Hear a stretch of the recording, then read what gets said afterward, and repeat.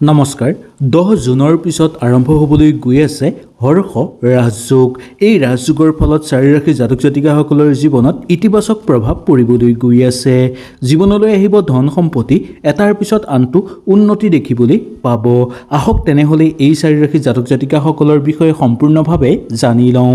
যদি ভিডিঅ'টো ভাল লাগে লাইক কৰিব আৰু আপোনালোকৰ বন্ধুবৰ্গৰ লগত শ্বেয়াৰ কৰি তেওঁলোককো উপকৃত কৰিব।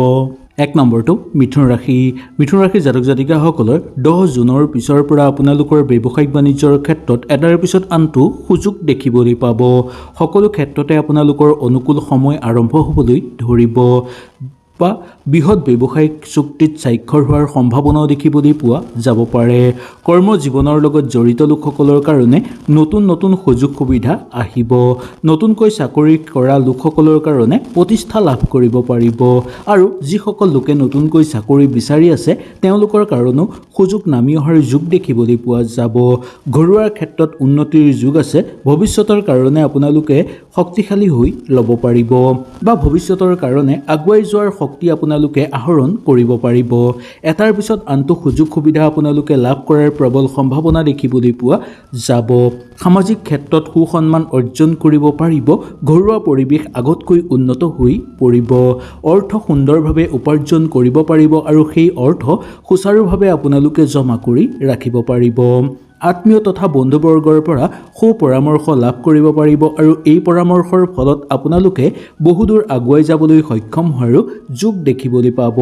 সামাজিক ক্ষেত্ৰত খ্যাতি বৃদ্ধি পাবলৈ ধৰিব। ৰাজহুৱা কামত আপোনালোকে আগুৱাই গৈ আনন্দিত অনুভৱ কৰিব আৰু নতুন শুভ দায়িত্ব আপোনালোকৰ জীৱনলৈ অহাৰ যোগ দেখিবলৈ পোৱা যাব। 2 নম্বৰ ৰাশিটো হৈছে কন্যা ৰাশি। কন্যা ৰাশিৰ জাতক জাতিকাসকলৰ 10 জুনৰ পিছৰ পৰা আপোনালোকৰ এটাৰ পিছত আনটো সুযোগ সুবিধা আহিব।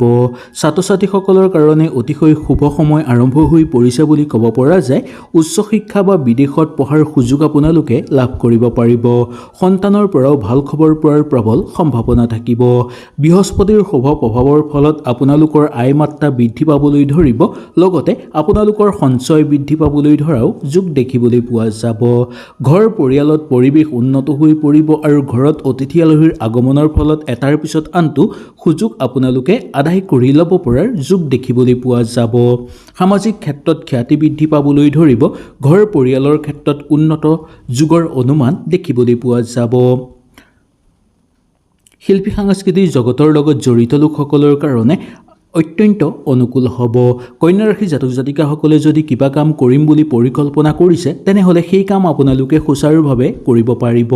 মামলা মোকদ্দমাৰ লগত জড়িত হৈ থকা লোকসকলৰ কাৰণে সুখবৰ অহাৰ প্ৰবল সম্ভাৱনা দেখিবলৈ পোৱা যাব।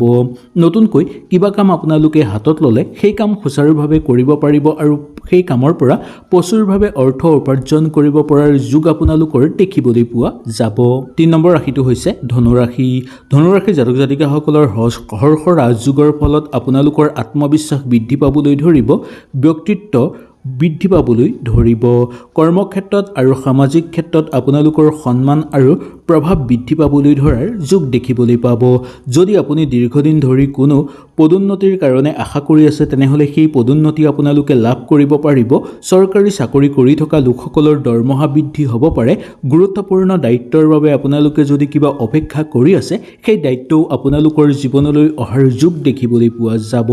ইয়াৰ উপৰিও আপোনালোকে কিবা যদি পৰিকল্পনা কৰি আছে সেই পৰিকল্পনা আপোনালোকৰ পূৰ্ণ হোৱাৰ প্ৰবল সম্ভাৱনা দেখিবলৈ পোৱা যাব।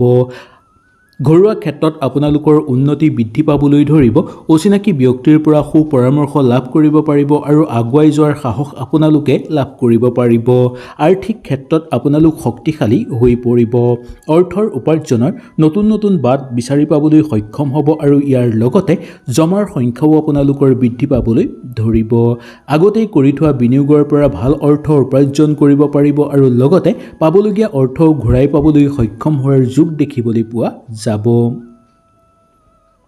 বন্ধুবৰ্গৰ লগত থাকোঁতে অকণমান সাৱধানতা অৱলম্বন কৰিলে আপোনালোকৰ ভাল হ'ব, কাৰণ বন্ধুৱে যাতে আপোনালোকক বিপথে পৰিচালিত কৰিব নোৱাৰে তাৰ প্ৰতি অকণমান লক্ষ্য ৰখাটো ভাল। সামাজিক ক্ষেত্ৰত আপোনালোকৰ গতানুগতিক হিচাপে পাৰ হোৱা দেখিবলৈ পোৱা যাব। ৰাজহুৱা ক্ষেত্ৰত আপোনালোকে ভবা ধৰণে দায়িত্ব লাভ কৰিবলৈ সক্ষম হোৱা দেখিবলৈ পোৱা যাব। মামলা মোকদ্দমাৰ লগত জড়িত লোকসকলৰ কাৰণে অনুকূল হৈ পৰিব আৰু জয়ৰ সম্ভাৱনা দেখিবলৈ পোৱা যায়। 4 নম্বৰ ৰাশিটো হৈছে মীন ৰাশি। মীন ৰাশি জাতক জাতিকাসকলৰ ওপৰত বৃহস্পতিৰ শুভ দৃষ্টি পৰিছে, যাৰ ফলত আপোনালোকে বিশেষভাৱে শুভ ফলাফল লৈ আহিব পাৰিব।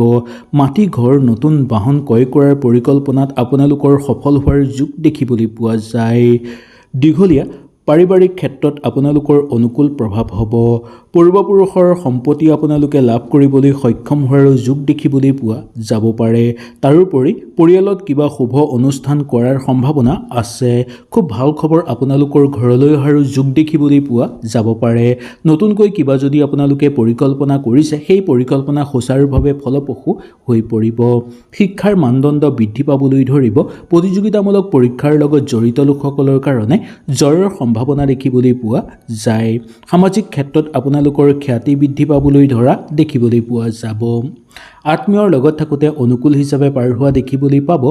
আপোনালোকে খেল ধেমালিৰ লগত যদি জড়িত, তেনেহ'লে আপোনালোকে মান সন্মান কঢ়িয়াই আনিব পাৰিব ঘৰলৈ।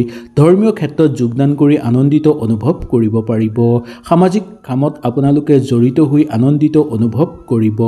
ঘৰত যদি আপোনালোকে নতুনকৈ ঘৰ মাটি নতুন বাহন ক্ৰয় কৰিম বুলি পৰিকল্পনা কৰি আছে, সেই পৰিকল্পনা আপোনালোকৰ ফলপ্ৰসূ হৈ পৰিব আৰু সেই পৰিকল্পনাৰ পৰা আপোনালোকে বহু লাভ কৰিব পাৰিব। আত্মীয়ৰ পৰা সু পৰামৰ্শ লাভ কৰিবলৈ সক্ষম হোৱা দেখিবলৈ পোৱা যাব।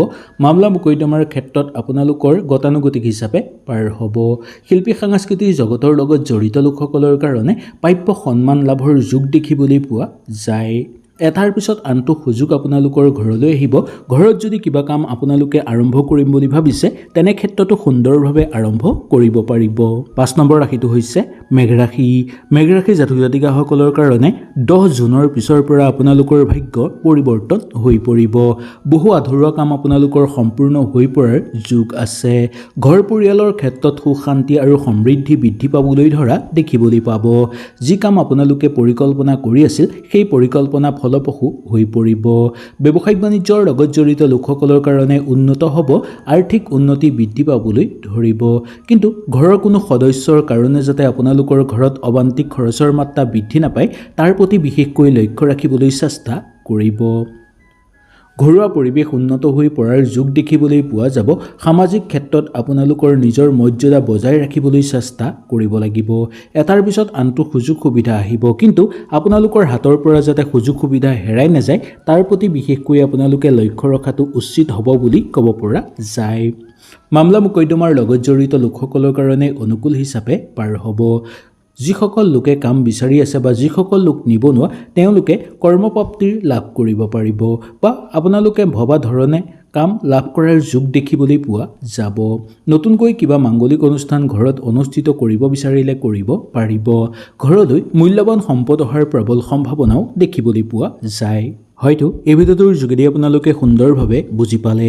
কিবা অসুবিধা পালে নিশ্চয় মোক তলত কমেণ্ট কৰি জনাব। তেনেহ'লে আজিলৈ আপোনালোকৰ ওচৰৰ পৰা বিদায় লৈছোঁ। কালিলৈ পুনৰ আপোনালোকক লগ পোৱাৰ প্ৰতিশ্ৰুতিৰে আজিলৈ নমস্কাৰ।